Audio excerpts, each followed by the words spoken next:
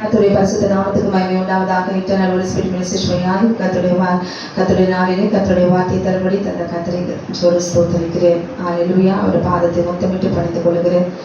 இந்த நாளில் கூட நாம் தியானிக்க போகிற இந்த பகுதி சிறு பிள்ளைகளுக்கான ஆமீன் பகுதி. சின்ன பிள்ளைகளுக்கு, வாலிப பிள்ளைகளுக்கு, ஏன் முதிர் வயதில் இருக்கிறவங்க கூட ஆமீன் கேட்கலாம். ஆனால் இருதயம் இருக்கிறதும் தெரியாது. ஆனால் சிறு பிள்ளைகளுக்காக ஒவ்வொரு ஆமேன் சனிக்கிழமையும் தேவனாகிய கர்த்தர் ஆமேன் அவர்களுக்கு கொடுக்கிற வார்த்தையை கேட்டு அதன்படி அவருடைய இருதயத்தில் அந்த வார்த்தையை பதித்துக் கொள்வோமானால் ஆமேன் வாழ்நாள் முழுவதும் நாமே அலசி பார்த்து கொள்ளலாம். தீமை எது நன்மை எது என்று சொல்லி விளங்கிக் கொள்ளலாம். ஹல்லேலூயா. ஆமேன். ஆபிரகாம், இன்றைய நாளிலே ஆபிரகாமை குறித்து தான் தியானிக்க போகிறோம். ஆபிரகாமுக்கு நிறைய பிள்ளைகள் உண்டு. எல்லா ஜாதிகளிடத்திலும் ஆமேன் அவர் 3 மதத்தையும் அவர் உருவாக்கினார். 3 விதமான ஜாதியும் அவர் உண்டாக்கினார். அதில் இருக்கிற பிள்ளைகள்லாம் விதவிதமான பிள்ளைங்க நமக்கு தெரியும். முஸ்லீமு, இந்து, கிறிஸ்தவர்கள் என்று சொல்லி. ஹல்லேலூயா. ஆமாம். இந்த ஜாதிகள் அதில் பிரிந்தது. அதில் இந்த நாளில் பிள்ளைகளுக்கு ஆமேன் ஏன் விருத்த சேதனம் நாம் பண்ண வேண்டுமா? சிறு பிள்ளைகள் விருத்த சேதனம் பண்ண வேண்டுமா? ஏன் தேவனாகிய கர்த்தர் விருத்த சேதனத்தை ஆமேன் ஆபிரகாம் இடத்துல சொன்னார். ஈசாக்குக்கு விருத்த சேதனம் பண்ணப்பட்டது, இஸ்மவேலுக்கும் விருத்த சேதனம் பண்ணப்பட்டது. அப்போ யார் 2 பிள்ளைகளில் யார் ஆமேன் பரம கானானுக்குள்ளாக நுழைய தகுதி உள்ளவர்கள் என்று சொல்லி இந்த நாளிலே நாம் பார்க்க போகிறோம். இதை கேட்கிற அருமையான சகோதரே, சகோதரி, தாயே, ஆமேன் தகப்பன்மார்கள் யாராக இருந்தாலும் உங்களுக்கு பிள்ளைகள் இருக்கும். ஹல்லேலூயா. ஆமேன். உங்களுடைய பிள்ளைகளுடைய இருதயத்தில் சின்ன வயதுலேருந்து நீங்கள் ரைம்ஸ் கற்றுக் கொடுத்துருப்பீங்க, டேபிள்ஸ் கற்றுக் கொடுத்துட்ருப்பீங்க. ஆமேன். ஸ்டடீஸ், ஈவினிங்கில் ஹோம்ஒர்க் எல்லாவற்றையும் கண்ணும் கருத்துமாய் பார்க்கலாம், அது தவறில்லை. ஆனால் ஆமேன் தேவனாகிய கர்த்தர் தந்த உடன்படிக்கை என்னவென்று ஒரு இருதயத்தில் முதலாவது தாய் தகப்பனாகிய நாம் அவன் பதித்து கொண்டால் ஒழிய பிள்ளைகளை சரியான நேர் வழியிலே நடத்த முடியாது. இந்த நாளிலே ஊழியக்காரனுடைய பிள்ளைகளை கூட விழுந்து போகத்தக்க வாய்ப்பில்லாத சத்துருவானவன் கர்த்தருடைய வார்த்தையை பிடுங்கி போட்டு ஆமென் க்ளோரி தேவ ஜனத்தை அழிப்பதற்காக அவன் இருக்கிறான் என்பதை நீங்கள் தெரிந்து கொள்ள வேண்டும். ஹல்லேலூயா. ஆமென். உங்களுடைய பிள்ளைகளுக்காக ஜெபிக்க வேண்டும். உங்களுடைய பிள்ளைகள் ஆமென் தேவனுடைய கட்டளைகள் இன்னதென்று அறிந்து கொள்ள வேண்டும். விருத்த சேதனம் பண்ணப்பட்டவர்களா இந்த நாளிலே ஒவ்வொரு பிள்ளைகளும் மாறுபடியா இந்த நாளிலே நாம் ஜெபிக்க போகிறோம். ஆமென். அதுக்கு முதலாவது நாம் நம் இருதயத்தை தாழ்த்தி ஆமென் பெருமையோ நான் என்ற எண்ணமோ நான் பான் கிறிஸ்டியன் ஆமென் இதெல்லாம் நான் இருக்கிறேன் கடைபிடிக்கிறேன் அப்படின்னு சொல்லி பெருமை பாராட்டதபடிக்கு ஆமென் நான் இந்த நாளிலே விருத்த சேதனம் பண்ணப்பட்ட பிள்ளையாய் ஆமென் இந்த நாளில் மாறப்போகிறேன் என்று சொல்லி ஆமென் ஒப்பு கொடுக்க வேண்டும். ஹல்லேலூயா. கண்களை மூடி நாம் ஜெபிக்கலாமா? எங்களை நேசிக்கிறீர்கள் அன்பின் பரலோக பிதாவே, இதோ இந்த நாளுக்காக நன்றி செலுத்துகிறோம் அப்பா. ஆமென். துதிக்கிறோம். இந்த நீ தந்த வார்த்தைகளை தியானிக்க போகிறோம். இந்த வார்த்தை யாருக்கெல்லாம் என் ஆண்டவர் நீர் நான் கேட்க செய்கிறீரோ தேவனாகிய கர்த்தர் அவர்களை விருத்த சேதனம் உள்ளவர்களாய் ஒவ்வொரு பிள்ளைகளையும் என் கர்த்தர் நீ சுத்திகரிக்க வேண்டுமா நான் ஜெபிக்கிற ஆண்டவர் உடைய வார்த்தை அக்கினியாய் இறங்குவதாக ஒவ்வொரு பிள்ளைகளும் மீட்கப்பட்ட பிள்ளைகளை அந்த நாளில் மாறுபடி ஒப்பு கொடுக்கிறேன். மாறுவதற்கு ஆண்டவரே தகுதியுள்ள அந்த பிள்ளைகளாய் மாறுவதற்கு தாய் தகப்பன்மார்கள் ஆண்டவர் பிள்ளைகளுக்கு இடம் கொடுக்கும்படி ஆண்டவரே சுதந்திரத்தை கொடுக்கும்படி உம்மிடத்தில் கொடுக்கும்படி கர்த்தாவே அப்படி இருதயத்தில் நீர் கிரியை செய்வீராக ஆண்டவரே உடைய கரத்தில் ஒப்பு கொடுக்கிறோம். ஒவ்வொரு பிள்ளைகளையும் கர்த்தர் சுத்திகரித்து பரிசுத்தமுள்ள பிள்ளைகளாய் உடைய கரத்தில் ஒப்பு கொடுக்கிற சத்துருடைய கிரிகளில் அழித்து தேவனாகிய செவி கொடுக்கிற ஒவ்வொரு பிள்ளைகளையும் சத்ருவானம் தொடாதபடி நீ காத்துக் கொள்வீராக. நீர் அப்படி செய்து விட்டபடினால் மக்கள் நன்றி செலுத்துகிறோம். இயேசுவை நாமத்தில் கேட்கிறோம் ஜீவனுள்ள நல்ல பரம பிதாவே. ஆமென். ஆமென். ஆதியாகமம் 17ஆவது அதிகாரம் 6வது வசனத்திலிருந்து 8வது வசனம் வரைக்கும் நான் வாசிக்கிறேன். உன்னை மிகவும் அதிகமாய் பழுக பண்ணி உன்னிலே ஜாதிகளை உண்டாக்குவேன். உன்னிடத்திலிருந்து ராஜாக்கள் தோன்றுவார்கள். உனக்கும் உனக்கு பின்வரும் உன் சந்ததிக்கும் நான் தேவனாய் இருக்கும்படி தேவனாகிய கர்த்தர் ஆபிரகாமிடத்தில் சொல்றாரு. என்ன சொல்றாரு? உனக்கும் உனக்கு பின்வரும் உன் சந்ததிக்கும் நான் தேவனாய் இருக்கும்படிக்கு. அப்போ நீங்களும் நானும் யாரை தேவனாய் நாம் ஏற்றுக்கொண்டிருக்கிறோம்? சர்வ வல்லமையுள்ள யெகோவா தேவனை நாம் இவர்தான் தேவன் என்று அறிந்திருக்கிறோம். ஹல்லேலூயா. மற்ற கிறிஸ்தவங்க சொல்லுவாங்க, இல்லை பொதுவாக சொல்லுவாங்க, நிறைய பேர் கடவுள் அப்படின்னு சொல்லுவாங்க. ஹல்லேலூயா. கடவுள் அப்படின்னு சொல்லுகிறவங்க யார் தெரியுமா? கடவுள் யார் என்று தெரியாதவர்கள் தான் கடவுள்னு பொதுவாக சொல்லுவாங்க. ஹல்லேலூயா. கடவுள் யார் என்று அறிந்தவர்கள், என்னுடைய கடவுள் யார் என்று அறிந்தவர்கள் என்ன சொல்லுவாங்களாம்? என்னுடைய தேவன் இயேசு கிறிஸ்து. ஹல்லேலூயா. அதுதான் அறிந்து கொள்வது. ஆண்டவர் சொல்றாரு, உனக்கும் உன் பின்வரும் சந்ததிக்கும் நான் தேவனாய் இருக்கும்படிக்கு. ஹல்லேலூயா. ஆமென். அது மாத்திரமல்ல, எனக்கும் உனக்கும் உனக்கு பின், ஆமென், தலைமுறை தலைமுறையாய் வரும் உன் சந்ததிக்கும் நடுவே, உனக்கு மட்டும் இல்ல, உனக்கு பின்வரும் உன் சந்ததிக்கு மட்டுமல்ல, தலைமுறை தலைமுறையாய். ஹல்லேலூயா. ஆமென். உன் வழியாய் வருகிற எல்லாருக்கும் தலைமுறைக்கும், ஆமென், நான் யாராய் இருக்க ஆசைப்படுகிறேன்? தேவனாய் இருக்கும்படிக்கு. ஹல்லேலூயா. இந்த உலகத்துல எல்லாரும் தான் பிறக்கிறாங்க, ஆனால் தெரிந்து கொண்ட ஜனம், தேவன் நேசிக்கிற ஜனம், அவர் சித்தம் வைத்திருக்கிற ஜனம், அவன் எங்கிருந்தாலும் ஒன்று கூட்டி சேர்த்து அவர் சத்தத்தை அவன் செவி சாய்க்கும்படி அவர் செய்வார். ஹல்லேலூயா. என் உடன்படிக்கையை நித்திய உடன்படிக்கையாய் ஸ்தாபிப்பேன் என்று சொல்லுகிறார். ஹல்லேலூயா. எதுக்கு ஆண்டவர் ஆபிரகாமுக்கு நான் உனக்கு தேவனா இருக்கணும், உனக்கு உன் பின் சந்ததிக்கும் உன் தலைமுறை தலைமுறைக்கும் நான் தேவனாய் இருக்கணும் அப்படின்னு சொல்லி ஏன் ஆண்டவர் நித்திய உடன்படிக்கையா ஸ்தாபிக்கிறார் என்றால், 8வது வசனத்துல யார் அவரை தேவனாய் ஏற்றுக்கொள்கிறார்களோ, ஹல்லேலூயா, தலைமுறை தலைமுறையாய், ஆமென், அவரோடு கூட உடன்படிக்கை செய்யப்பட்ட ஜனமானது எதை சுதந்திரிக்க வேண்டுமாய், ஆமென், நாம் ஆராதிக்கிற தேவன் நமக்கு கொடுக்கிற ஆசீர்வாதம் என்ன? நீ பரதேசியாய் தங்கி வருகிற கானான் தேசம் முழுவதையும் உனக்கும் உன் பின்வரும் உன் சந்ததிக்கும் நித்திய சுதந்திரமாக கொடுத்து நான் அவர்களுக்கு தேவனாய் இருப்பேன். எதை ஆண்டவர் கொடுக்கிறாராம்? ஆமென். கானான் தேசம் முழுவதையும், ஆமென், இந்த பூமியில பரதேசியா இருக்கிற, இந்த பூமியில நிரந்தரமான ஒரு இடம், ஆமென், உனக்கு வேணும், அதை நான் தருகிறேன். நீ தேவனாய் என்னை ஏற்றுக்கொண்டு சந்ததி முழுவதும் நீ ஆராதித்து நீ வருவாயானால், விசுவாசித்து வருவாயானால், நான் பூமியில் இருக்கிறதான சகல ஆசீர்வாதம். இந்த காலத்துல எதுக்கு ஆசைப்படுறாங்க? ஆமென், ஒரு சின்ன வீடாது, சொந்த வீடு, எங்களுக்குன்னு ஒரு சொந்த வீடு இருந்தாலே போதும். இந்த வாடகை வீட்டுல எவ்வளவு கஷ்டம். வாடகை வீட்டுல ஆமென் என்னென்ன கண்டிஷன் தெரியுமா? ஹல்லேலூயா. ஆமென். தேவன், நம்முடைய தேவன் நமக்கு இந்த பூமியில கால் வைக்க, தலை சாய்க்க நமக்கு என்ன தருகிறாராம்? தேசத்தை, கானான் தேசம் முழுவதையும் நான் உனக்கு தருவேன் என்று சொல்லி தேவனாகிய கர்த்தர், ஆமென், என்ன சொல்றாராம்? ஆமென், உனக்கும் உனக்கு பின்வரும் உன் சந்ததிக்கும் நித்திய சுதந்திரமாக கொடுத்து, ஆமென், ஏதோ 2 வருஷம் 3 வருஷம் தங்கிட்டு அப்படியே போயிடுங்க, அப்படி இல்லை, நித்திய சுதந்திரமாக உனக்கு தான் அந்த தேசம், வேறு யாருக்கும் இல்லை, ஆமென், கொடுத்து நான் அவர்களுக்கு தேவனாய் இருப்பேன். ஆண்டவர் எதிர்பார்க்கறது என்ன தெரியுமா? என்னுடைய தேவன் இயேசு கிறிஸ்து.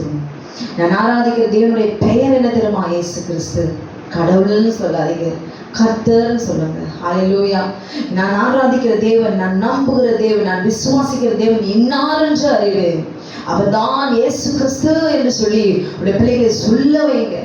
ஹல்லேலூயா. சொல்லும் பொழுது தேவன் நிச்சயமாகவே, ஆமென், மகிழ்வான். என் ஜனங்களை ஆராதிக்க போக விடு. பார்வோனிடத்துல மோசேயை கொண்டு ஆண்டவர் சொல்ல வைக்கிறாரு, ஏன் ஜனம், என் சொந்த ஜனம், என் சொந்த சம்பத்து, பூமியெல்லாம் நீங்க தான் எனக்கு பரிசுத்த ஜாதி அப்படின்னு பெருமையா சொல்றாரு. இன்னைக்கு நம்ம அப்படி சொல்றோமா? என் தேவன் அவர் பரிசுத்தர், அவர் ஒரே தேவன், அவரே மெய்யான தேவன் என்று நம்மளால சொல்ல முடியுமா? நைஸா, ஆமென், முஸ்லிமோ இந்துவோ அப்படியே நம்ம எல்லாரும் ஒண்ணு அப்படி கூடி, நாங்கள் ஒற்றுமையா இருக்க, ஒரு மனமா இருக்க விரும்புகிறோம். என்னென்னமா பல்ட் அடிக்கிறோம், ஆமென், யாரும் இல்லாத போது வைராக்கியமாய் நம்ம இயேசு கிறிஸ்து பேசுவோம். ஆனா எல்லாரும் கூடி வரும்பொழுது கொஞ்சம் அப்படியே அடக்கி, அங்கதான் ஆண்டவர் பார்க்கிறார். எங்க போனாலும் நான் ஆராதிக்கிற தேவன், என் தேவன், நான் தொழுது கொள்கிற தேவன் யார் தெரியுமா? அவரே இயேசு கிறிஸ்து. அவர் ஒரே தேவன். ஹல்லேலூயா. மற்றவர்கள் எல்லாம் தேவர்கள் என்பது நாம் விளங்கிக் கொள்ள வேண்டும். ஹல்லேலூயா. ஆமென். தேவனாகிய கர்த்தர் அவர் என்ன சொல்றாரு? 17வது அதிகாரம் 12வது வசனத்துல, ஆமென், 10வது வசனத்துல ஆண்டவர் சொல்றார், எனக்கும் உங்களுக்கும் உனக்கு பின்வரும் உன் சந்ததிக்கும் நடுவே உண்டாவதும் நீ கைக்கொள்ள வேண்டியதுமான என் உடன்படிக்கை என்னவென்றார். 2 மனுஷர்கள் ஆமென். ஒரு மனமா சேரணும்னா ஒரு கண்டிஷன் வச்சுக்குவாங்க. ஒரு காரியத்தை முடிக்கணும்னா டீலிங் வச்சுக்குவாங்க. இப்ப ஆண்டவர் சொல்றாரு, ஆமென், என் உடன்படிக்கை என்னவென்றால் உங்களுக்கும் ஆமென் பிறக்கும் சகல ஆண் பிள்ளைகளுக்கும் விருத்த சேதனம் பண்ணப்பட வேண்டும். ஹல்லேலூயா. உங்கள் நுனித்தோலின் மாம்சத்தை விருத்த சேதனம் பண்ண கடவீர்கள். அது எனக்கும் உங்களுக்கும் உள்ள உடன்படிக்கைக்கு அடையாளமாயிருக்கும். ஹல்லேலூயா.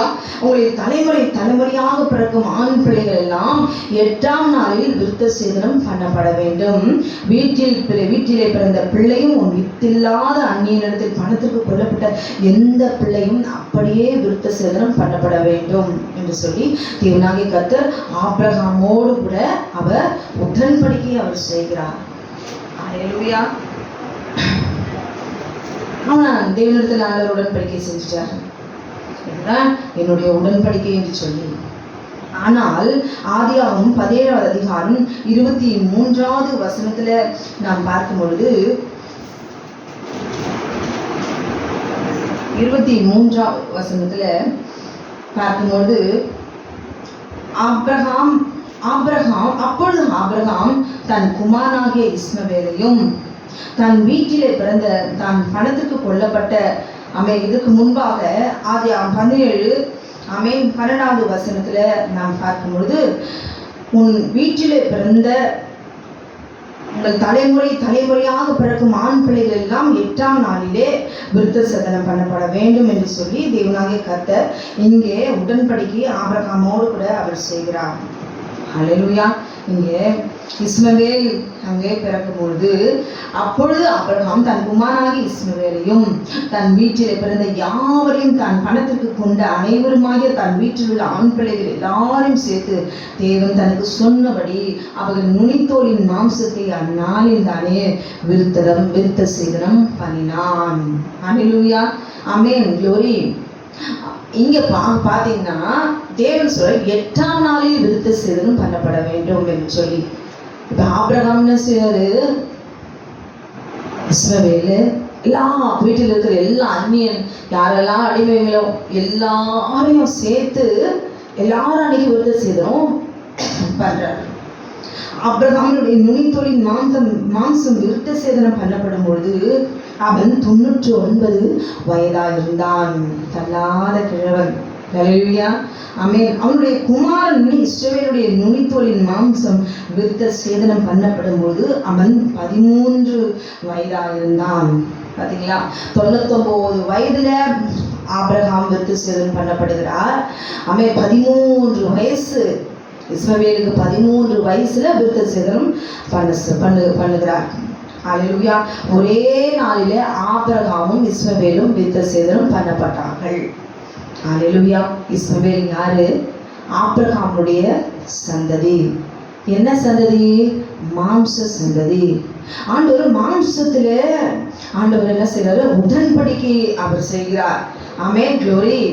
எல்லாருக்கும் தேவனாகிய கர்த்தர் உங்கள் நுனித்தோலின் மாம்சத்தை விருத்த சேதனம் பண்ணப்படுவீர்கள். அது எனக்கும் உங்களுக்கும் உள்ள உடன்படிக்கைக்கு அடையாளமாயிருக்கும் என்று சொல்லி. ஹல்லேலூயா. ஆமென். ஏன் ஆண் பிள்ளைகள் எல்லாரும் விருத்த சேதனம் பண்ண வேண்டும்? அவன் தான் ஒரு சந்ததி. அவன் தேவனுக்கு என்று கொடுக்கிற பாக்கியத்தை அவன் பெற்றிருக்கிறான். ஹல்லேலூயா. அவன் மாம்சத்துல இப்ப பாருங்களேன், 13 வயசுல இது யாருடைய சந்ததி என்று சொல்லப்படுகிறது? ஆபிரகாமுடைய மாம்ச சந்ததி. ஹல்லேலூயா. அவன் ஏன் தேவனுடைய ஒரு வார்த்தைக்கு கீழ்ப்படிய வேண்டும்? ஆபிரகாம் சாராளுக்கு அவன் சாராளோடு கூட சேர்ந்து ஹல்லேலூயா அவருடைய வித்து சாராளுக்குள்ள போய் கிரியை செய்து அதுக்கப்புறமா அது பிறக்கிற பிள்ளைதான் ஆபிரகாமுடைய வித்து. ஆனால் தேவனுடைய வார்த்தைக்கு கீழ்ப்படியாமல் தேவன் உடன்படிக்கை அதுக்கு முன்பாக எவ்வளோ தேவனாகிய கர்த்தர் வாக்குத்தத்தம் பண்ணியிருக்கிறார். எதையுமே அவர் பொருட்படுத்தல. சாராளுடைய வார்த்தைக்கு கீழ்ப்படிந்து ஆமென் அடிமை பெண்ணாகிய ஆகாரோடு கூட ஆமென் அவர் சேர்ந்து மறுமனையாட்டி இன்னொரு மனைவி தகுதி தந்து இஸ்மவேலை தன் சொந்த சிந்தையிலே தன் சொந்த பலத்திலே அவர் பிள்ளையை பெற்றிருக்கிறார். அல்லேலூயா. இது மாம்ச சந்ததி, இது ஆபிரகாமுடைய சந்ததி. ஆனால் தேவன் சொல்லப்பட்ட ஆபிரகாமுடைய சந்ததி எது தெரியுமா? அல்லேலூயா. ஆதியாகமம் 17வது அதிகாரத்துல 19வது வசனத்துல ஆண்டவர் சொல்றாரு, அப்பொழுது தேவன், உன் மனைவியாகிய சாராள் நிச்சயமாய் உனக்கு ஒரு குமாரனை பெறுவாள், அவனுக்கு ஈசாக்கு என்று பெயரிடுவாயாக. என் உடன்படிக்கையை அவனுக்கும் அவனுக்கு பின்வரும் அவன் சந்ததிக்கும் நித்திய உடன்படிக்கையாக ஸ்தாபிப்பேன். ஆமென். இஸ்ரவேலோடு கூட இல்லை. தேவன் ஆபிரகாமுக்கு சொன்னப்பட்ட 8ஆம் நாளின் விருத்த சேதனத்தை யாருக்கு சுதந்திரவாளியாய் ஆண்டவர் சொல்றார்? நிச்சயமாய் சாராள் ஒரு குமாரனை பெறுவாள். அல்லேலூயா. க்ளோரி. அவள் பிறக்கிற, உனக்கு பிறக்கிற அந்த பிள்ளை ஈசாக்கு என்று பெயரிடு, அவனுக்கும் அவன் பின்வரும் சந்ததிக்கும் கர்த்தர் நித்திய உடன்படிக்கையாக ஸ்தாபிப்பேன். அல்லேலூயா. ஆண்டவர் இப்ப பாருங்களேன், ஒரு வீட்டுல 5 பிள்ளைங்க இருந்தாலும் தேவன் முன்குறிக்கிற ஒரு பிள்ளை ஒண்ணு இருக்கும். அல்லேலூயா. அது ஊழியக்காரா பிள்ளையா இருக்கும், தேவன் அபிஷேகம் பண்ணப்பட்ட பிள்ளையா இருக்கும். மற்ற பிள்ளைகளை நல்லா சம்பாதிச்சுட்டு உலக பிரகாரமான எல்லாம் காரியத்தில் இருக்கும். ஆனால் இந்த பிள்ளையை மாத்திரம் தேவன் அக்னியாயும் பயன்படுத்துவார். தேவன் முன் குறித்த சந்ததி நித்திய உடன்படிக்கையாய் நான் ஸ்தாபிப்பேன். தாயின் கருவிலே தேவனாகிய கர்த்தர் முன் குறிக்கிற, இது எனக்கு சொந்தம், இது எனக்காக இந்த பூமியில கிரியை செய்கிற வேலை செய்கிற என்னுடைய ஜனம் என் பிள்ளைன்னு சொல்லி தேவன் கர்த்தர் முன்குறிக்கிறார். எளிமையாக தேவனாகிய கர்த்தர் தாயின் வயிற்றிலே ஜோரி அவர் முன்குறித்து ஜாதிகளுக்கு தீர்க்கதரிசியாய் அவரை பரிசுத்தம் பண்ணி இஸ்ரவேல் தேசத்துக்கு இன்று அவர் தீர்க்கதரிசியாய் அவர் முன்குறிச்சிட்டார். அல்லேலூயா. அது போலதான் இன்னைக்கு நம்ம எல்லா பிள்ளைகளும் ஆண்டவரே தேவனுக்கு பயந்த பிள்ளைகளா, உகந்த பிள்ளைகளா, கட்டளை கீழ்ப்படுத்த பிள்ளைகளா நான் இருக்கணும்னு நம்ம நினைக்கிறோம். ஆனாலும் தேவன் சித்தமைக்கிற பிள்ளை எது தெரியுமா? ஈசாக்கு. என்னால் ஆபிரகாம் தேவனுடைய வார்த்தைக்கு கீழ்ப்படியவில்லை, சாராள் கீழ்ப்படியவில்லை. சிறந்த மாம்சத்துல போய் பலத்துல போய் ஆகாரோடு சேர்ந்து பெற்றெடுத்த பிள்ளை விருத்த சேதனம் பண்ணினார்கள். ஆனால் 13ஆம் வயதிலே 91ஆம் வயதிலே ஆபிரகாம் விருத்த சேதனம் பண்ணப்பட்டார். இந்த விருத்த சேதனம் பண்ணப்படும் பொழுது ஆபிரகாம் எதை வெளிப்படுத்துகிறது? அவருடைய அவிசுவாசத்தை. 13 வயசுலயே இஸ்ரவேலுக்கு விருத்த சேதனம் பண்ணாங்க. அப்ப ஈசாக்குக்கும் 13 வயசுல தான் பண்ணியிருக்கணும் இல்லையே. 8ஆம் நாளிலே ஈசாக்குக்கு விருத்த சேதனம் பண்ணினார்கள்.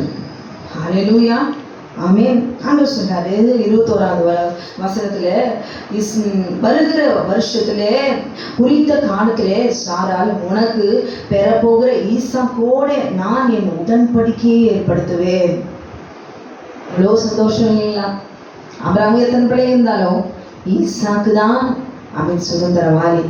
ஈசாக்கு தான் தேவன் தெரிந்து கொண்ட சந்ததி. ஹல்லேலூயா. அந்த பிள்ளைதான் 8ஆம் நாளிலே. இனி ஆபிரகாம் தேவனுடைய வார்த்தைக்கு கீழ்ப்படிந்து விசுவாசித்து தேவன் ஒரு குமாரனை கொடுப்பேன் என்று சொன்ன வார்த்தை திரும்பவுமாய் எப்ப இஸ்ரவேலுக்கு முன்பாகவே கர்த்தர் கொடுத்த வாக்கு தத்தத்தை எல்லாம் இப்பொழுது விசுவாசிக்கணும். சொன்னாரே ஹல்லேலூயா. ஒரு சந்ததி முழுவதும் 4 வருஷம் அவங்க அடிமையா இருப்பார்கள். எல்லாவற்றையும் ஆண்டவர் தரிசனத்துல வாக்குத்தத்தத்தை எல்லாம் ஆண்டவர் சொல்றாரு, உடன்படிக்கை செய்தாரே. ஜோரி பயப்படாதே, நான் உனக்கு கேளும் மகா பெரிய பலனமாய் இருக்கிறேன்னு சொன்னாரே. ஹல்லேலூயா. எதையுமே நம்பி இருப்பாரு. நாட்கள் காலங்கள் சூழ்நிலை போக போக ஒரு மனுஷனுடைய சிந்தையில அவசரப்பட்டு ஆகாரோடு கூட சேர்ந்து மாம்ச சந்ததியை உண்டாக்கிட்டாங்க. ஹல்லேலூயா. தேவன் கொடுக்கிற ஒவ்வொரு தரிசனத்தையும் நாம் உதாசீனப்படுத்தினால் நாமளும் இந்த நிலைமைக்கு தான் போவோம். கர்த்தர் சொன்ன தரிசனத்துக்கு நம்ம காத்திருந்தா நிச்சயமாய் அது நடக்கும். அது பொய் சொல்லாது, அது தாமதித்தாலும் அது பொய் சொல்லாது, அது நிறைவேறும். அதுக்கு காத்திரு என்று ஆண்டவர் சொல்லுகிறார். ஹல்லேலூயா. ஆனால் ஆபிரகாம் அப்படி செய்யவில்லை. ஆனால் அவன் செஞ்ச தப்பு உணரு. இதுக்கு முன்பாக நாம கொடுத்த வாக்கு தத்துவம் எல்லாம் உனக்கு வித்துதான், சாராள் மூலமா வர்றதுதான் ஆண்டவர் சொல்றாரு. இது எல்லாம் போய் விசுவாசி. அவர் சொன்னபடியே, ஹல்லேலூயா, அவர் சொன்னபடியே உடன்படிக்கை தேவனாகிய கர்த்தர் சொன்னபடி ஸ்தாபிப்பேன் என்று சொன்னபடியே தேவனாகிய கர்த்தர் ஆமென் ஈசாக்கோடு என் உடன்படிக்கையை நான் ஏற்படுத்துவேன் என்று சொல்லி ஆதியாகமம் 17வது அதிகாரம் 13வது வசனத்திலே இது உங்கள் மாம்சத்திலே நித்திய உடன்படிக்கையாய் இருக்க வேண்டும் என்று சொல்லி ஏன் தேவனாகிய கர்த்தர் ஆமென் க்ளோரி ஏன் இந்த உடன்படிக்கை ஆண்டவர் செய்ய சொல்றாரு? ஆபிரகாம் ஆதியாகமம் 21வது அதிகாரம் 21வது அதிகாரம் 4வது வசனத்துல நீங்க பார்க்கும் பொழுது தேவன் சொன்னபடியே தன் குமாரனாகிய ஈசாக்கு பிறந்த 8ஆம் நாளிலே ஆபிரகாம் தனக்கு தேவன் கட்டளை இருந்தபடி அவனுக்கு விருத்த சேதனம் பண்ணினான். ஆபிரகாம் யோசிச்சிருப்பார்ல, ஏன் பலத்துல பிறந்த பிள்ளை, மாம்சத்துல பிறந்த பிள்ளை, இச்சையினால மாம்ச இச்சையினால தேவனுக்கு சித்தம் இல்லாம மாம்சத்துல இச்சையினால கூடி பிறந்த அந்த பிள்ளை 13வது வயசுல பிறந்த மாம்ச சந்ததியாய் வெளிவந்தது. ஹல்லேலூயா. ஆனால் தேவனை விசுவாசித்து இந்த பிள்ளை தேவனுடைய பிள்ளையாய் முன்குறிக்கப்பட்டு இந்த ஈசாக்கோட தேவன் யாரு?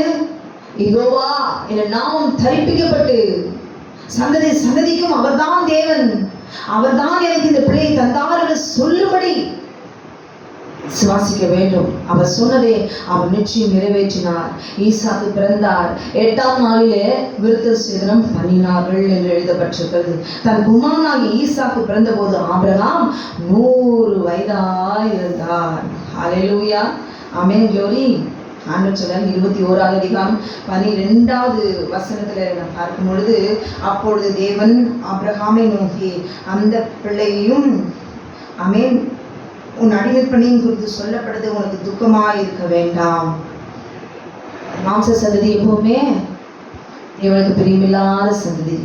மாம்ச சிந்தை மரணம். மாம்ச இச்சையில பிறக்கிற பிள்ளையோட சிந்தையெல்லாம் மாம்சத்துல தான் இருக்கும். அவன் சிந்தையோ ஜீவனும் சமாதானமாகும்.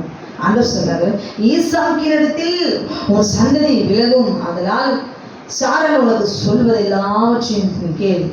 இப்ப சாராள் தேவனுடைய சித்தத்தை நிறைவேற்றுகிறவளாய் அவள் விசுவாசித்தாள், மாறி போனாள். அன்னைக்குதான் குழந்தை எப்படியாவது ஒரு குழந்தை வேணும், புத்தி இல்லாத ஒரு காரியத்தை தேவனுக்கு விரோதமாக செஞ்சுட்டா. ஆனா இப்ப அவள் விசுவாசித்து தேவனுடைய சித்தத்தை நிறைவேற்றுகிறவளாய் அவள் எழுந்தாள். அல்லேலூயா. தேவன் சொல்ற ஈசாக்கின் இடத்துல தான் ஒரு சந்ததி விளங்கும். நீ இஸ்மவேலுக்காக நீ போராடிட்டு இருக்கிற, நான் அவனை கைவிட மாட்டேன். அவனும் வித்தா இருக்கிறபடி நான் ஆசீர்வதிப்பேன். ஆனால் அவன் என்னுடைய சந்ததி அல்ல, அவன் உன்னுடைய சந்ததி. ஆபிரகாமுக்கு 2 சந்ததி. ஒன்று மாம்ச சந்ததியாய் அவன் பிறந்தான் இஸ்மவேல். 13ஆம் நாளிலே விருத்த சேதனம் பண்ணப்பட்டான். ஹல்லேலூயா, ஆமென், க்ளோரி. ஆனா ஈசாக்கு தான் 8ஆம் நாளிலே விருத்த சேதனம் பண்ணப்பட்ட பிள்ளைதான் தேவனுடைய சந்ததி. அந்த சந்ததி தேவனுடைய ஈசாக்கின் இடத்துல தான் தேவனுடைய சந்ததி தலைமுறையாய் தேவனாகிய கர்த்தர் அவர் தெரிந்து கொண்டார். ஹல்லேலூயா. வாழ்க்கையில தேவனாகிய கர்த்தருடைய வார்த்தை கீழ்ப்படியாதபடி நாம் அநேக தவறுகள் செய்திருக்கலாம். பிள்ளைகளை கர்த்தருடைய வழியிலே நடக்காமல் விட்டிருக்கலாம். இனி அவன் தேவனுடைய கட்டளைகள், தேவனுடைய வார்த்தைகள், பிள்ளைகளுக்கு ஒரு நாளைக்கு இத்தனை வசனம் மனப்பாடம் பண்ணணும். ஹல்லேலூயா. கர்த்தருக்குள்ள கொண்டு வரணும். தேவனுடைய வார்த்தைகளை விடாதபடிக்கு உலக பிரகாரமான காரியங்களை நாம் செய்கிறோம். பிள்ளைகளை படிக்க வைக்கிறோமே, வேதத்தில் எடுத்து ஒரு 5 வசனம் ஒரு நாளைக்கு நாம் மனப்பாடம் பண்ணினாலும் கூட 365 நாளுக்கு இத்தனை வசனத்தை நாம் மனப்பாடம் செய்ய முடியும் அல்லவா? இந்த நாளிலே நாம் ஒரு உடன்படிக்கை நாம் செய்ய வேண்டும். நம்முடைய பிள்ளைகள் தேவனுடைய வசனத்தை மனப்பாடமாய் சொல்ல வேண்டும் என்பதை உறுதியாய் ஒரு உடன்படிக்கை தேவனோடு கூட நாம் செய்வோமா? ஹல்லேலூயா. அந்த உடன்படிக்கை என்ன? தேவன் சொன்ன எல்லா வார்த்தையும் எனக்கு பொழுது அவர் கொடுப்பார் என்று சொல்லி விசுவாசித்து காத்திரு. குறித்த காலத்திலே அது நிறைவேறும் என்று தேவனாகிய கர்த்தர் அவர் சொல்லுகிறார். ஹல்லேலூயா. ஆமென். லூக்கா 3வது அதிகாரம் 8வது வசனத்துல மனம் திரும்புவதற்கு ஏற்ற கனிகளை கொடுங்கள் என்று சொல்லி எழுதி பாருங்க. எல்லாரும் பரிசேயர் எல்லாரும் யூதர்கள் எல்லாரும் பாருங்க, ஆண்டவராகிய இயேசு கிறிஸ்து சொன்னப்பட்ட 8ஆம் யூதர்கள் எல்லாருமே பரிசேயர்கள் கூட இயேசு கிறிஸ்துவை விசுவாசித்தாங்க, ஞானஸ்நானம் எடுத்தாங்க. அல்லேலூயா. யூதர்கள் இஸ்ரவேலர் எல்லாரும் 8ஆம் நாளிலே விருத்தசேதனம் பண்ணப்பட்டவர்கள் யூதர்கள் எல்லாரும். ஆனால் சரீரத்துல மாம்சத்திலே விருத்தசேதனம் பண்ணப்பட்டவர்களாதான் அவங்க இருக்கிறாங்க. ஆனால் ஆண்டவராகிய இயேசு கிறிஸ்துவையோ அவர்கள் விசுவாசிக்கவில்லை. ஹல்லேலூயா.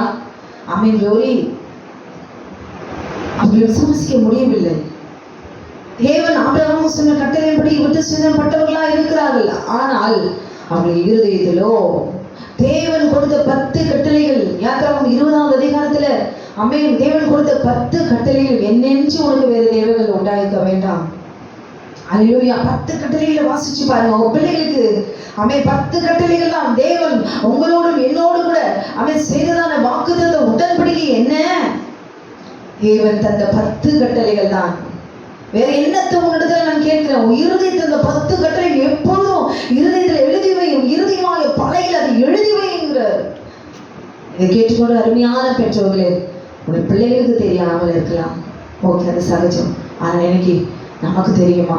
ஏனென்றால் நமக்கு தெரிஞ்சிருந்தா தான் ஆமென் பிள்ளைகளுக்கு சொல்ல முடியும். ஆபிரகாம் 13 வயசுல விருத்தசேதனம் பண்ணப்பட்டவன் இஸ்மவேல், அவன் என்னுடைய சந்ததி அல்ல.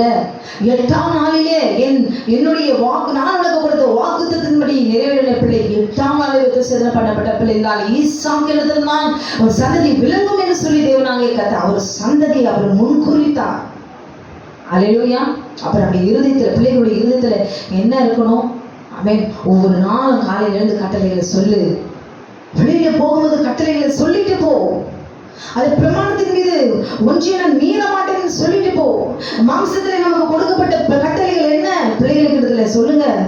கொலை செய்யாதிருப்பாயாக, களவு செய்யாதிருப்பாயாக, பொய் சாட்சி சொல்லாதிருப்பாயாக, விபச்சாரம் செய்யாதிருப்பாயாக, பிறருடைய வீட்டை இச்சியாதிருப்பாயாக, பிறருடைய மனைவியை இச்சியாதிருப்பாயாக, ஆமென், அவருடைய கழுதியும் இறுதியும் பின்னும் பிறனுக்குள்ளே யாதொரு இச்சியாதிருப்பாயாக.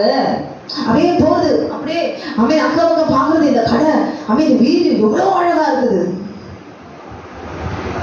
பார்த்தாலே எப்படி கட்டிருக்க அந்த ஜாதி ஜனத்தை பார்த்து இச்சிச்சராக மாம்ச இச்சைக்கென்று ஜனங்கள் பிறந்திருக்கிறது. தேவ ஜனத்தை மாம்ச இச்சையை விழும்படி பிறந்தவர்கள் என்பதை புரிந்து கொள்ள வேண்டும். அல்லேலூயா. இவன் நமக்கு கொடுக்கப்பட்டதான வார்த்தைகள் கட்டளைகள் இருதயத்துல, பிள்ளைகள் இருதயத்துல இந்த புது வருஷத்துல ஆமென் அவர் ரத்தத்தினால முத்திரை போடுங்க. படிப்பதற்கு முன்பாக 10 கட்டளையை சொல்லிட்டு என் ஆவியாத்மா சரீரம் ஆட்டுக்குட்டியான ரத்தத்துக்குள்ள ஒப்பு கொடுக்க சொல்லிட்டு படுக்க வைங்க. சத்துருடைய வல்லமைகள் தேவனுடைய கட்டளைகளை உச்சரிக்கும் பொழுது சத்துரு நடுங்குவான். அந்த கட்டளைகளை தேவனோடு கூட உடன்படிக்கையாய் நீங்கள் ஆமென் ஒரு மனதாய் அவரோடு ஒப்புரவாகும் போது சர்வ வல்லமையுள்ள தேவனாகிய கர்த்தர் அந்த நீதியை நடக்க வைப்பார். எதிரி விழவே மாட்டீர்கள். நம்முடைய பிள்ளைகள் ஆட்டுக்குடிய ரத்தத்தினால பாதுகாக்கப்படும் தூதர்கள் அவை சூழ்ந்து கொள்வார்கள். அந்நிய மாம்சமோ, அந்நிய ஜனமோ, அந்நிய வார்த்தைகளோ ஒரு நாள் நம்மை சேதப்படுத்தாது. எகிப்தின் வல்லமைகள் நம்மை நெருங்க முடியாது. கர்த்தர் பாதுகாத்துக் கொள்வார். நம்முடைய பிள்ளைகள் சின்ன வயதிலிருந்தே நம்முடைய பிள்ளைகளுக்கு தேவனுடைய கட்டளை இன்னதென்று நம்ம சொல்லி கொடுத்து வரும்பொழுது வாலிப வயதிலோ இடர்கள் சூழலில் வரும்போது தேவனுக்கு விரோதமான பாவம் செய்வது எப்படி என்று கேட்கிற நீதியில தேவன் வளர செய்வான். பாவத்தை எதிர்த்து நிற்கிறவனாய் பாவம் நெருங்கும் போது கட்டுப்படுத்திக் கொள்கிறதானே அடங்கி போகாதபடிக்கு அவன் காலின் கீழ் அடிமைப்படுத்துகிறவனாய் கர்த்தர் மாற்றுவார். அதுக்கு நாம் என்ன செய்ய வேண்டும்? பிள்ளைகளை தேவனுடைய கட்டளைகளை சொல்லி கற்றுக் கொடுக்க வேண்டும். ஹல்லேலூயா. ஆமென். இன்னைக்கு நம்முடைய பிள்ளைகளை தேவனுடைய சத்தியத்துல நம்ம வளர்க்கிறோமா? ஆமென். உண்மையாகவே விருத்த சேதனம்னா என்ன? ஏன் ஆண்டவர் விருத்த சேதனம் பண்ண சொன்னாரு? அப்ப மாம்சத்துல பிறந்த உடனே பெண்ணுடைய ஆண் உறுப்புல ஒரு செய்கிறதான சுத்திகரிப்பு இன்றைக்கு கிறிஸ்தவர்கள் செய்கிறார்களா? இல்ல. ஆண்டவராகிய இயேசு கிறிஸ்து ஆமென் ஆபிரகாமுக்கு சொன்னதான எல்லா சரீர அடையாளங்கள் சுத்திகரிப்பு எல்லாம் கர்த்தர் அவரை ஒழித்து போட்டார். எதை ஆண்டவர் கேட்கிற? நீ மாம்சத்துல நீ விருத்த சேதனம் பண்ணி, ஆனா இருதயத்திலோ ஆமென் வேறொரு பெண்ணை இச்சிக்கிற, ஆகாரம் இச்சிக்கிற. உன் இருதயத்துல சாராள் சொன்னாங்க ஆகார திருமணம் செஞ்சுக்கிற. ரெட்ட இருதயத்தோடு இருக்க முடியும். ஒரே ஒரு வார்த்தை அன்னைக்கு ஆமென் யோசேப்பு சொன்னது போல, தேவனுக்கு விரோதமாய் பாவம் செய்விப்பது எப்படி? உன் மூலமாய் சாராள் மூலமாய் ஒரு குமாரனை பெருமாய் எனக்கு வாக்குத்தத்தம் பண்ணியிருக்கார் பொறு என்று சொல்லி அடிக்குதானே, 2 அடி கண்ணத்துல அடிக்குதானே. வேற எதுக்கோ அடிக்கிறீங்க? எனக்கு அடங்கி நடக்கல, என்னை எதிர்த்து பேசுது இந்த மனைவியா, இது வாயாடி, எனக்கு வாச்சிருக்குது பாரு. ஆமென் க்ளோரி. நொந்து போய் கட்டிக்கிட்டு அதுக்கப்புறம் காலெல்லாம் உட்காந்து அப்படியே பொருளை பொருளை அழகுது. எதுக்கு? அடங்காத வாயாடியான மனைவியும் கூட அடங்கி வைக்கிற கர்த்தருடைய வார்த்தை நமக்குள்ள இருக்கும்போது ஒரு புருஷனால மனைவி மாற்ற முடியுமே. அல்லேலூயா. அப்ப அடிக்க வேண்டிய சரண அடிக்க வேண்டிய 2 அடி காத்துல அடிக்க வேண்டியது அமைதியாரு. எதுக்கு அடிக்கணும் எதுக்கு அடிக்க கூடாதுன்னு தெரியல. அவர் சொன்ன உடனே இவர் ஆகாரில் பேசிடாரு, அவ்வளவுதான் க்ளோஸ். சந்ததி விலங்குன்னு சொன்ன பிள்ளை கொண்டு போ, எனக்கு தகர பிள்ளையை கொடு அப்படின்னு சொல்ற நிலைமை நமக்கு தேவையா? இப்படி ஒரு சோதனை நமக்கு தேவையா? அப்படி என்ன ஆகார் அப்படி ஒரு அழகி அவளோட சேர்ந்து பெற்றுக்க என்ன அவசரம்? 99 வயது வரைக்கும் பொறுத்தாச்சு. பொறுமா 2 வருஷம் பொறு பார்க்கலாம். சரி கொஞ்சம் இரு, நான் போய் தேவனத்தை விசாரிக்கிறேன். ரெபேக்காள் விசாரிக்கிறா, ஈசாக்கு விசாரிக்கிறாரு, எத்தனை பேர் தாவீதை விசாரிக்கிறாரு. போய் விசாரிக்க வேண்டியதானே. என் வீட்டு வேலைக்காரன் எலியேசர் எனக்கு விசாரணை கர்த்தர் இருக்கு, என் மகனா இருக்கிறானே, இதெல்லாம் சொல்ல தெரியுதா? அப்ப தேவனு பாருங்க, நம்ம இப்ப ஒரு ஊழியக்காரர் மூலமா ஒரு வெளிப்பாடு நமக்கு வரும்பொழுது நம்ம அவரை விசுவாசிக்கிறோம். அப்படியே காரியத்தை சொல்லி அதுக்குரிய பதிலை பெற்றுக்கொள்ளும் பொழுது அவர்கள் நம்ம நீதியில அந்த காரியத்திலிருந்து நம்ம விடுதலை பெற்றுக்கொள்வது கர்த்தரிடத்தில் விசாரித்து நமக்கு ஒரு தீர்ப்பு சொல்றாங்க. நம்புறோம், விசுவாசிகள் நடக்கிறோம். அதுபடி நம்ம போகும்போது இன்னும் இடர்கள் வரும்போது நமக்கு தெரிந்து கொள்ள ஊழியக்காரர் கொடுத்து ஊழியக்காரத்தை சொல்லி அவன் வெளிப்பாடு வாங்கி தேவ வழியில, தேவன் காண்பிக்கிற வழியில அவன் சொல்லுகிறதான வார்த்தைக்கு பதிலுக்கு கீழ்ப்படுது அந்த பாதையில நம்ம போகிறதுக்காக நம்ம ஊழியக்காரத்துல நம்ம ஜெபிக்கிறோம், கேட்கிறோம், விண்ணப்பிக்கிறோம், நம்ம குறைகளை சொல்றோம். அல்லேலூயா. அப்ப தேவன் நம்ம இடத்துல சொல்லும் பொழுது இந்த நீதியில நடன்னு சொல்லும் பொழுது நாம் நடக்க வேண்டுமா? மனுஷன் தான் தப்பு செய்யறான் தான் இல்ல. ஆனா ஒரே ஒரு வார்த்தை யோசேப்புகால சொல்ல முடியுது, ஆனா ஆபிரகாமோட சொல்ல முடியல. அதான் ஆண்டவர் சொல்றார், மாம்ச இச்ச ஆகாரோட சேர்ந்து அவனை குழந்தை பிறந்துருமா? ஏமா உன்னோட சேர்ந்து குழந்தை, அவனோட சேர்ந்து குழந்தை பிறகு என்ன பண்றது?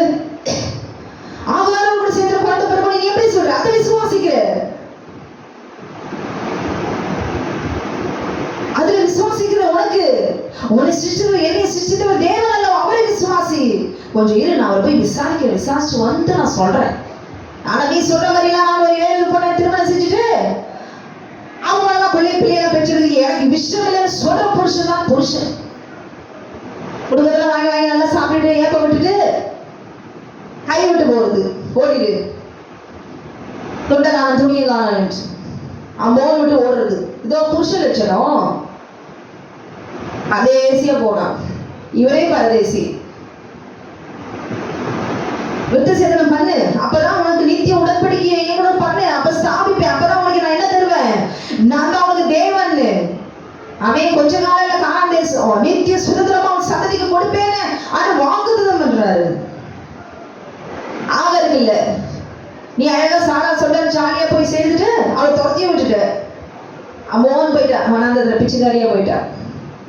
அப்படி போய்விட கத்தர் விட மாட்டார், அவர் தேவன் பார்த்துக்குவாரு. ஆனால் மாம்ச சந்ததியாய் இஸ்ரவேலை ஆசீர்வதித்தார் தேவன். அல்லேலூயா. அந்த பரம கானானுக்கு நித்திய உடன்படிக்கை கடைபிடித்தால் மாத்திரம்தான் இங்க இருக்கிற கானானுக்கும் மேல போகிற பரம கானான் தான் ஈசாக்கு சுதந்திரம் அதுக்குதான் தேவன் சுத்திகரிப்பு செய்யறாரு, அடியாளத்தை போடுறாரு மாம்சத்துல. சந்ததி எங்க விலக போகுது? தாய் தகவல் சுத்தமானவர்களா? இது பரிசுத்தமாய் பிறந்த பிள்ளைதானா? என் சுத்தத்தின்படி பிறந்த பிள்ளைதானா என்று சொல்லி தேவனாகிய கர்த்தர் அல்லேலூயா வித்து உள்ள போகும்போதே ஆண்டவர் வித்து இருக்கிறார். சுத்திகரிப்பு செய்யப்பட்ட பிள்ளை மாம்சத்துல ஒரு அடையாளம்.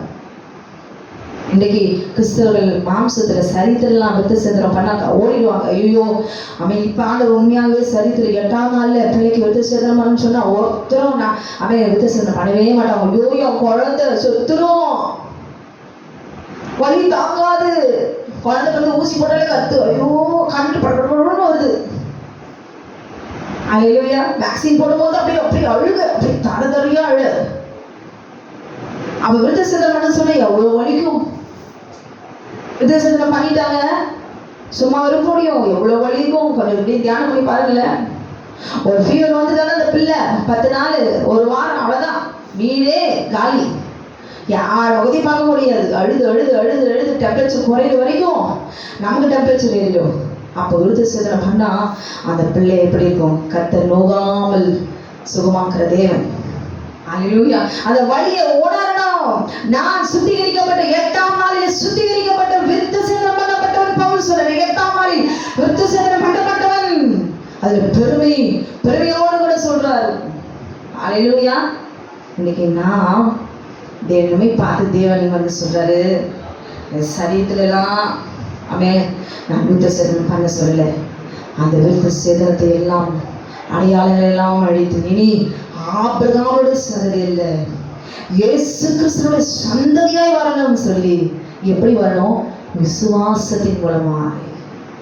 அந்த மாம்சத்துல செய்யப்பட்ட சுத்திகரிப்பு, அந்த மாம்ச இச்சையில பிறந்த இஸ்மவேலுக்கும் தேவனுடைய சித்தத்தில் பிறந்த ஈசாக்குக்கும் ஆமென் தன்னுடைய பரிசுத்த விளங்கும்படி ஈசாக்கை அவர் தெரிந்து கொண்டார்.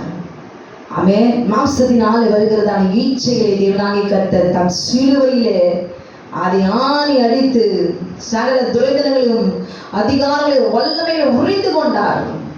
இது எதற்கு அடிமை இல்லை. ஆமென். அவர் ரத்தத்தினால இன்றைக்கு நாம் சுத்திகரிக்கப்படுகிறோம். பாருங்களேன், யூதர்களெல்லாம் விருத்த சேதனம் பண்ணப்பட்டு கர்த்தர் இயேசு கிறிஸ்துவை விசுவாசிக்க மாட்டாங்க. அப்படி இருக்கிறவங்க போக முடியுமா? ஆபிரகாமுடைய சந்ததியா இருந்தாலும் போக முடியாது. இன்றைக்கு நாம் விருத்த சேதனம் பண்ணப்படவில்லை. ஆனால் இருதயத்திலே தேவன் கொடுத்த 10 கட்டளைகள் நமக்கு, எனக்கு, என் பிள்ளைக்கு தலைமுறையாய் ஒரு சந்ததி மேலே நாவையும் சந்தானத்தை ஆசீர்வாதத்தையும் ஊற்றுவேன். சின்னவன் ஆயிரம் சிறியவன் பலத்த சாதியமாவான். அதாகிய நானோ அதை ஏற்ற காலத்தில் நிரூபிப்பேன். அல்லேலூயா. இருதயத்தில் தேவனுடைய கட்டளைகளை விசுவாசிக்க வேண்டும். ஆண்டவரே, நீ எனக்கு தந்த கட்டளைகள் 10 கட்டளைகளும் இந்த நாளிலே என் வாயினாலே உச்சரிக்க போகிறேன். அல்லேலூயா. இருதயத்தில் எழுதி கொள்ள போகிறேன். இதை சொல்லாம நான் என்ன பண்ண மாட்டேன், ஒரு காரியத்தையும் செய்ய மாட்டேன். காலையில் எழுந்த உடனே பிள்ளைகளுக்கு சொல்லிக் கொடுங்க, படுக்கும் போது சொல்லிக் கொடுங்க. எக்ஸாமுக்கு போகுதா, தேவனோட உடன்படிக்கை செய்யுங்க.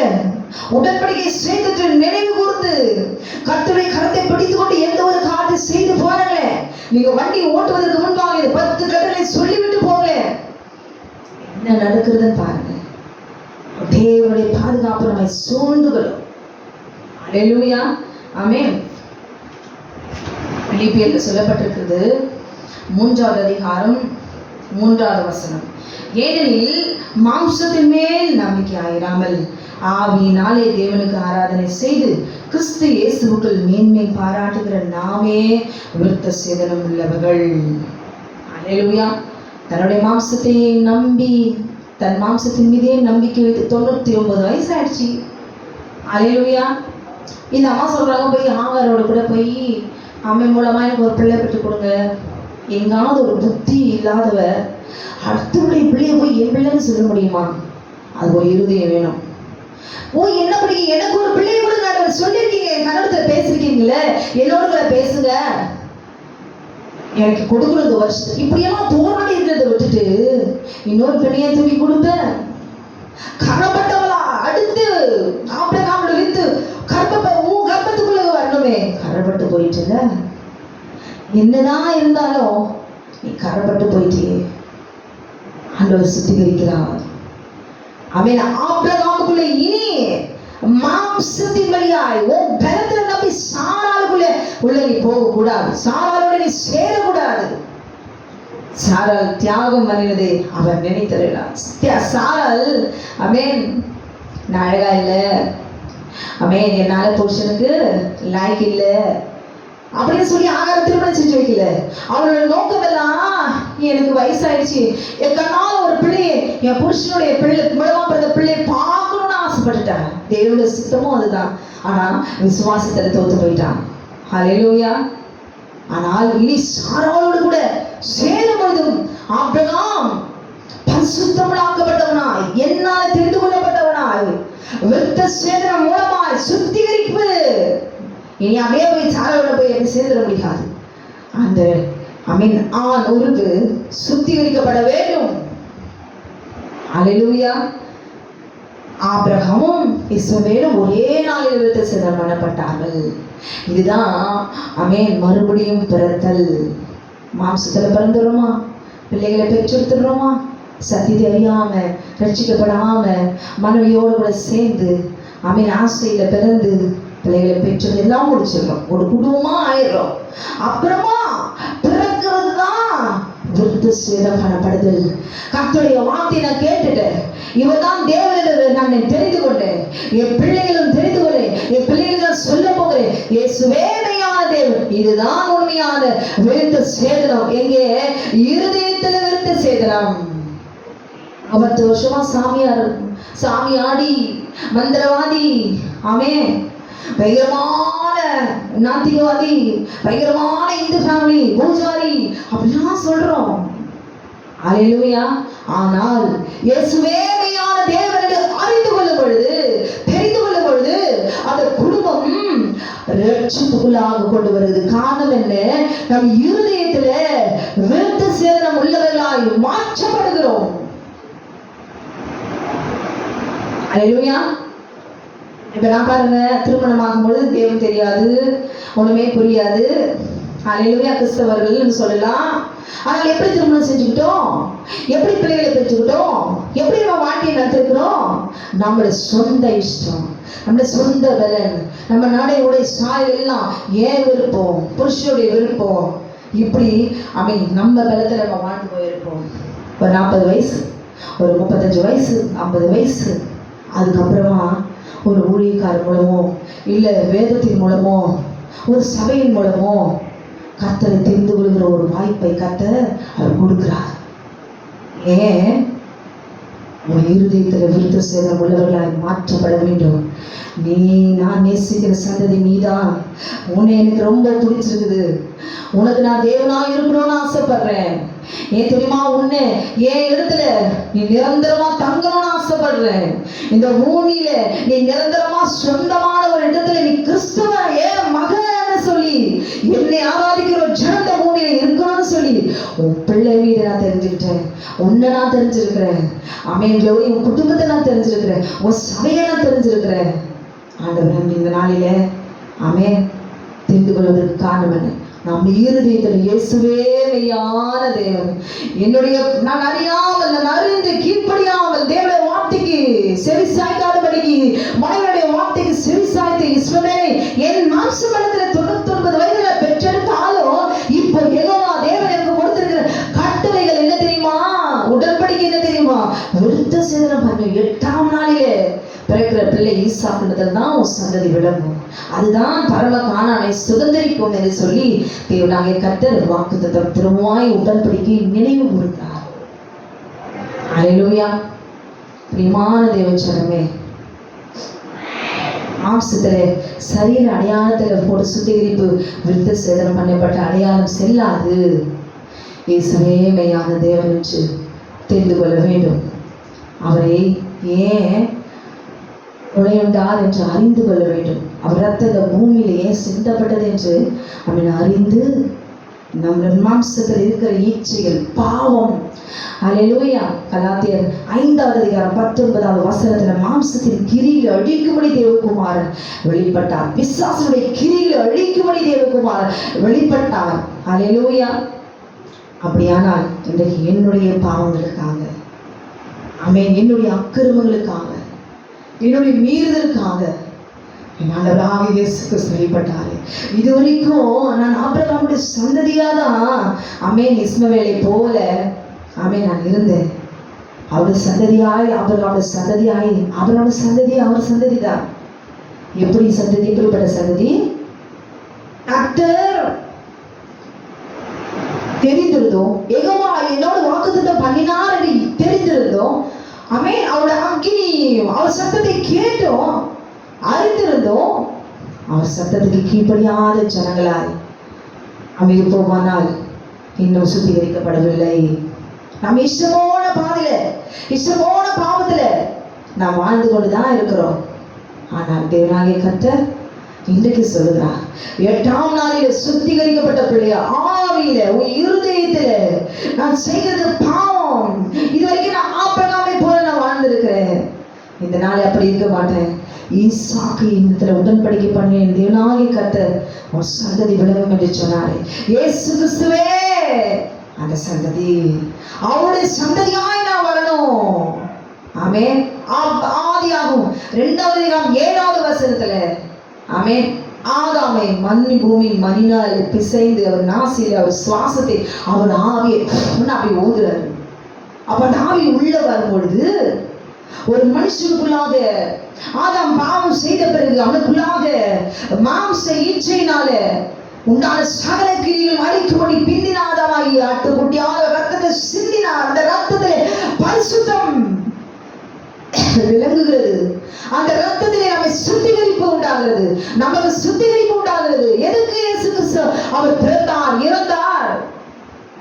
முந்தின ஆதாமுக்குள் அவன் நுழைந்த வலு சர்ப்பத்தினுடைய, அவன் மாம்சத்தின் ஈச்சைகள், மாம்ச கிரியைகள், அசுத்தங்கள், வேசித்தனங்கள், விபச்சாரங்கள், காம விகாரங்கள், அவன் எல்லா சகல கிரிகள், பிசாசுடைய கிரிகள் அழிக்கும்படி தேவகுமார் அவர் வெளிப்பட்டார் என்பதை அறிந்து கொண்டு, ஆண்டவரே, ஆதாமுக்குள்ள ஆவியை ஊற்றுகிறானால் எனக்குள்ள திரும்பவும் ஆவியை ஊற்றும்.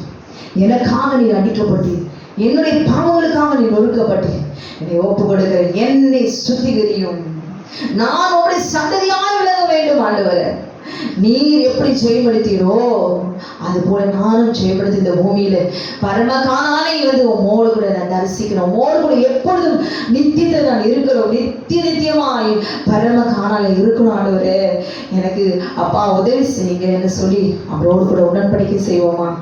அல்லேலூயா. மல்கியா 2வது அதிகாரம் 15வது வசனத்தில் ஆண்டவர் சொல்றார், அவர் ஒருவனை அல்லவா படைத்தார், ஆவி அவரிடத்தில் பரிபூர்ணமாய் இருந்தது, பின் ஏன் அவர் ஒருவனை படைத்தார்? தேவ பக்தி உள்ள சந்ததி பெரும்படிதானே. இன்னைக்கு அநேக கிறிஸ்தவர்கள் இருக்கலாம், அநேக சபைகள் இருக்கலாம், அல்லேலூயா, அநேகருடைய நம்பிக்கை இதுவாய் இருக்கலாம். ஒரே கடவுள் தான், எல்லா கடவுளும் சேர்ந்த ஒரே கடவுள் தான் சொல்லலாம். நாம் இஷ்டப்படி எப்படி வேணாலும் பேசலாம், ஃபோட்டோ வச்சு எதோ வச்சு செய்யலாம், நாம் இஷ்டப்படி எதோனாலும் நடந்துக்கலாம், வாழ்ந்து கொள்ளலாம். ஆனால் கீழ்ப்படிதல் சொன்ன மாத்திரமே தேவனுடைய சந்ததி. தேவனுடைய கட்டளைகள் இந்த நாளுடைய பிள்ளைகளுக்கு சொல்லிக் கொடுங்க. சின்ன வயதிலிருந்து சொல்லுவோம், அவங்க இல்லையா, அவங்க இப்படி இருக்கிறாங்க, அவங்க இப்படி இருக்கிறாங்க. இது பார்க்கும்போதே மற்றவங்களை பார்க்கிற பார்வையோ, மற்றவங்களுடைய கீழ்ப்படியாமை ருசிக்கிற தன்மையோ நம்முடைய பிள்ளைகளிடத்தில் இருந்தால் ஒரு நாளும் தேவனுடைய சந்ததியாக விளங்க முடியாது. மற்றொரு வார்த்தை சொல்லும் பொழுது அது கீழ்ப்படிகிற ஜனமா இருந்தால் தேவ சந்தியா இருக்க முடியாது. எழுதி இருக்கிறதே, என்னை என்று உனக்கு வேறு தேவர்கள் உண்டாயிருக்க வேண்டாம். அல்லேலூயா. அந்நிய தேவர்களும் அந்நிய ஜனமும், அந்நிய மாம்சமும், அந்நிய பெண்களும், அந்நிய ஜாதியும், புறச்சாதியாரும், அல்லேலூயா, அவர்கள் எல்லாம் மாம்ச சந்ததி. அவர்களை ரட்சிப்பதற்காகவும் ஆட்டுக்குடிய ரத்தத்தை சிந்தினார்தான். ஆனால் தேவ ஜனமே இந்த நாளிலே சுத்திகரிக்கப்பட வேண்டியது எது தெரியுமா? அல்லேலூயா. அந்நிய மாம்சத்தின் மூலமாய் உள்ளே நுழைந்த, அந்நிய தேவதன் மூலமாய் உள்ளே நுழைந்த மாம்ச எகிப்தியை அழிக்கும்படி தேவகுமாரன் வெளிப்பட்டார். அதனாலதான் ஆபிரகாமுக்கு இந்த கல்லுகளினாலே பிள்ளைகளை உண்டு பண்ண அவர் வல்லவனாய் இருக்கிறாரே என்று எழுதி இருக்கிறதே. நாளை கூடாதா? பக்கத்தில் இருக்கிற கல்வன் ஆமென் ஒரு நிமிஷத்துல பாரு அவரோடு கூட தொங்குறோம். அவரை பரதேசிக்கு கொண்டு போகிறாரே. ஆமென். அவனுடைய விசுவாசம் எங்கே? அல்லேலூயா. அவர் கூடவே இந்த யூதாசனுடைய ஆமென் விசுவாசம் எங்கே? ரோகிகளா, நன்றி கெட்டவர்களா? ஆமென். நமக்கு ஒரு ஆதாயம் வரும்போது அதை பெற்றுக்கொள்வதற்கு கர்த்தரை கொஞ்சம் நேரம் தூக்கி போட்டு அல்லேலூயா அப்புறம் பார்த்துக் கொள்ளலாம், இப்ப நம்ம சந்தோஷம்னு சொல்லி அவன் பாவத்தை மேற்கொள்கிறோமே, பாவத்தை மேற்கொள்கிற அந்த வல்லமை இல்லாதவனுக்கு பாவத்துக்கு அடிமையா விழுந்து போகிறோமே. அதான் நான் சொல்றேன், அவரால கூடாத காரியம் ஒன்றுமில்லை. ஆனால் சொல்லுகிற ஆண்டவர் சொல்றார், உங்களால கூடாத காரியம் ஒன்றுமே இல்லை. அல்லேலூயா. ஏன் தெரியுமா? என் நாமம் தரிக்கப்பட்ட ஜனம், நான் உங்கள் தேவனாய் இருப்பேன். இன்னைக்கு நம்ம பிள்ளைகள் சொல்ல போடுவோமா, என்னுடைய தேவன் இயேசு கிறிஸ்து. இது சாகிற வரைக்கும் சொல்றோம். சொல்ல முடியுமா? எந்த சந்தர்ப்பத்திலும் என் தேவனாகிய கர்த்தர் இயேசு கிறிஸ்து சொல்ல முடியுமா? சொல்லுவேன் என்று சொல்லி உடன்படிக்கை சொல்லுங்க. ஏனென்றால் என் தேவன் மாத்திரம் தான் ஒரு மனுஷனுக்கு நடக்க வேண்டிய 10 கட்டளைகளை அவர் தான் கொடுத்திருக்கிறார். அவர் மாத்திரம் தான் கொடுத்திருக்கிறார். அல்லேலூயா. தேவர்கள் கொடுக்க முடியாது. அவை அந்நிய தேவர்கள், புறஜாதியார்கள் வழங்குகிற தேவர்கள் கொடுக்க முடியாது. 10 கட்டளைகளை நட அவர்கள் கொடுக்க முடியாது. அல்லேலூயா. பரிசுத்தம் பண்ணப்படுகிற தேவன் மாத்திரமே 10 கட்டளையை கொடுக்க முடியும். உங்க பிள்ளைகளை சுத்திகரிப்பீங்களா? அவன் கொஞ்சம் சின்ன சின்ன விசுவாசத்துல அவன் ஒரு 2 வசனம் படிச்சலோ, ஒரு 5 வசனம் நீ படிக்கலாம் வாச்சலோ, நீ படி.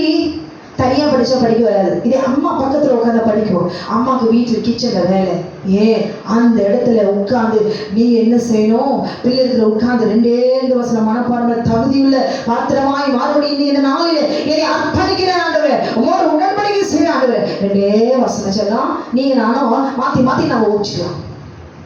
தேவன் பார்க்கிறார். அவருடைய சந்ததியாய் கடைசி வரைக்கும் அவர் பாதுகாப்பிலேயே வாழ்ந்து முடிக்கணும். அவர் கருத்தை பிடிச்சுக்கிட்டே போய் சேரணும். நடுவில் காணாம எஸ்கேப் ஆகி போயிடக்கூடாது. அல்லேலூயா. இன்னைக்கு உடன்படிக்கை பண்ணுவோமா? பெற்றவர்கள் நாளில் கொஞ்ச நேரம் தேவனுக்கு என்று ஒதுக்கி பிள்ளைகளோடு கூட தேவனுடைய வார்த்தையை தியானித்து பிள்ளைகளுக்கு வாசனத்தை சொல்லிக் கொடுக்கலாய் மாற ஒப்பு கொடுக்க வேண்டும். உங்களுடைய பிள்ளைகள் தேவனுடைய கட்டளைகளை இருதயத்தில் எழுதி மனப்பாடமாய் அதை சொல்லும்படி போகிலும் மரத்திலும் அவர் போகும்போதும் நடக்கும்போதும் அவர் கொடுக்கிற சத்தத்தை கேட்டு நாம் நடக்க வேண்டும். எந்த இடத்துல போய் கொண்டு போய் விட்டாலும் நம்ம பிள்ளைகள் இடர முடியாது. எந்த இடத்துல பாதத்துல கொண்டு போய் விட்டாலும் அங்கே படுக்கை போட்டாலும் கர்த்தர் அங்கே வந்துடுவார். அவருடைய நீதியை நடக்க வைப்பார். பாவத்தை ஒரு நாள் செய்வதற்கு விட மாட்டார். பாதுகாக்கிற தேவன் அவர். அல்லேலூயா. நம்ம பிள்ளைகளுக்கு ஒரு ப்ரொடெக்ஷன் வேணும் என்றால் ஆண்டவராகிய இயேசு கிறிஸ்து சந்ததியாய் அவரே நமக்கு என்னுடைய தேவன் என்று அறிக்கையிடுகிற பிள்ளைகளாய் நாம் வளர்க்க வேண்டும். அதுவே இயேசு கிறிஸ்துடைய சந்ததி. அவர்களே 8ஆம் நாளில் விருத்தசேதனம் பண்ணப்பட்டவர்கள், சரீரத்தில் இல்லை. அல்லேலூயா.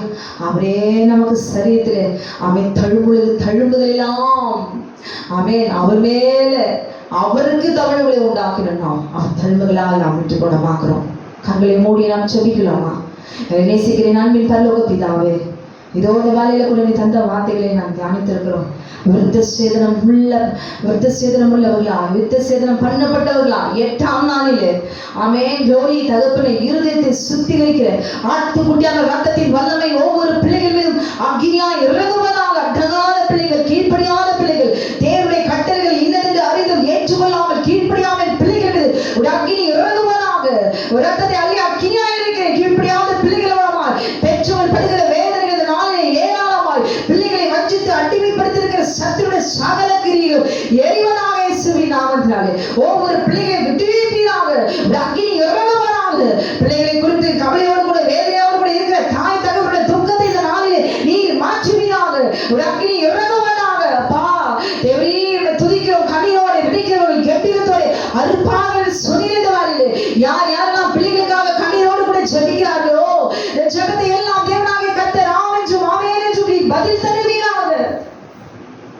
தங்களுக்காக ஜெபிக்காதவர்கள் இந்த நாளில் பிள்ளைகளுக்காக ஜெபிப்பார்களாக. ஜெபிக்க இஷ்டமில்லாத பிள்ளைகள் இந்த நாளில் ஜெபிக்கிறவர்களாய் மாற்றுவீராக. உம்மோடு கூட ஜெபிக்கிறது பிள்ளைகளுக்கு வாஞ்சை இல்லாதபடிக்கு ஆண்டவரே இந்த நாளில் உணவற்ற ஜனமாய் பிள்ளைகள் இராதபடிக்கு நான் இயேசுவோடு கூட பேச போகிறேன். நான் கர்த்தரோடு கூட பேச போகிறேன்.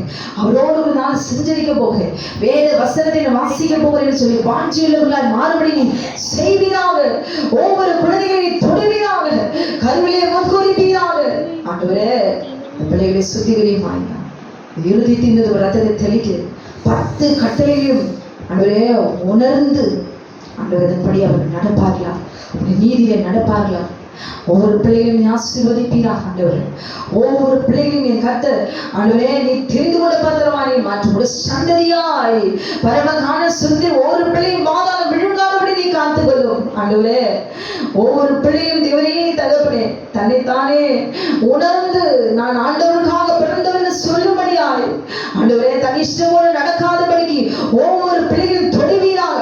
ஒவ்வொரு வாலிப பிள்ளைகளும் நீ தொடுவீராக. அர்ப்பணிக்கிறவர்களாய் எங்களுக்கு இடக்கூடாதபடி தகப்பனே நீ அவருடைய காத்துக்கொள்ளும். இந்த தோதர்களை சுற்றி நிறுத்துவீராக. ஒவ்வொரு தாய் தகப்பனை கண்ணியை தொடையும் சத்துருவை தொடாதபடி நீ காத்துக்கொள்ளும். அவர்களை பலப்படுத்தும். ஜபத்தை ஏற்றுக்கொண்டதற்காக நன்றி செலுத்துகிறேன்.